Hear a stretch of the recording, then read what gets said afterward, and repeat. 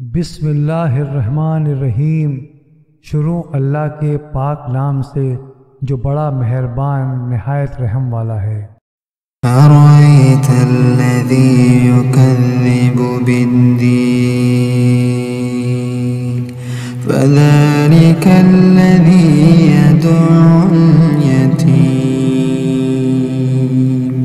ولا يحض على طعام المسكين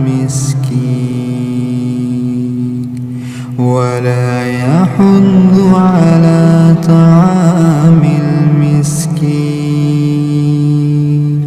فويل للمصلين الذين هم عن صلاتهم ساهون